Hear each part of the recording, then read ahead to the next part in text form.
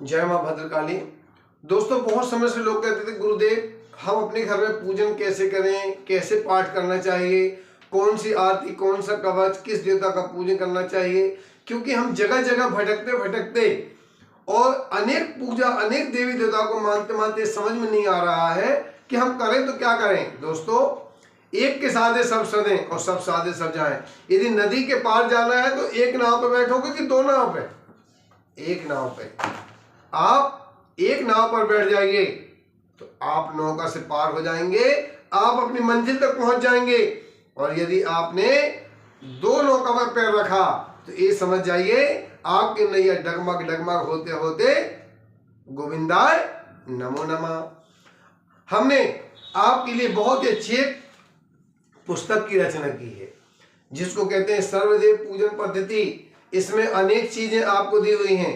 जो हम भागवत अनुष्ठान करते थे उसका चित्र भी आप इसको जरूर देखें, तभी इसको नकली पुस्तक बाजार में आई हुई है, पर इसको अवश्य देखें। हमारी ये भागवत की बुद्धि। इसके उपरांत हनुमान जी का जो सचित्र है वो दिया है।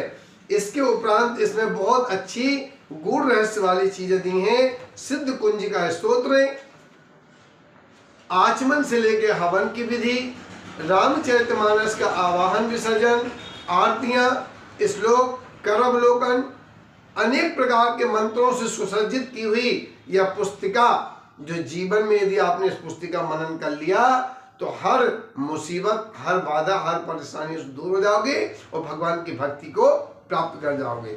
दोस्तों, बहुत से लोगों के सवाल थे तो हमने इसमें कुछ सवाल भी रखे थे कि लोग अपने आप को बहुत चतुर और ज्ञानी मानते हैं।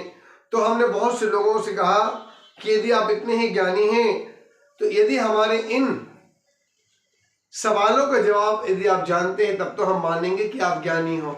इसके लिए हमने नाम भी निकाला था कि हम 11,000 रुपये का नाम देंगे जो हमारे पूरे सवालों का जवाब देंगे। इनमें से यदि कोई गुरु आपको मिलता है तो उनसे सवाल अवश्य करना आप जी वाले। संसार का सबसे बड़ा ग्रह कौन सा है? संसार का सबसे बड़ा ग्रह कौन सा है? 33 नंबर के पेज पे हमारी पुस्तक पे दिया हुआ है, 33 नंबर 33 पर। संसार का सबसे बड़ा ग्रह कौन सा है? पूजन करते समय हमें जम्हाई, आलस और नींद क्यों आती है?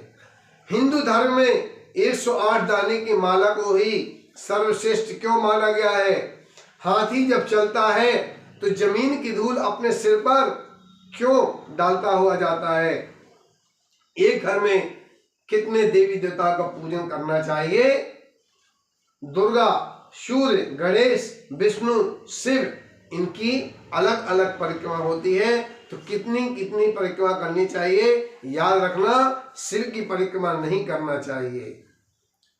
किस दिशा में सिर करके नहीं सोना चाहिए? और किसी भी देवता का पूजन करने से पहले पूर्ण फल की प्राप्ति के लिए हमें कौन सा उपाय करना चाहिए? हर घर में शंख, घंटी और मूर्ख पंख का होना और झाड़ू का होना क्यों आवश्यक है? कोई भी मंत्र जाप करने से पहले सिद्धि प्राप्त क्यों नहीं होती?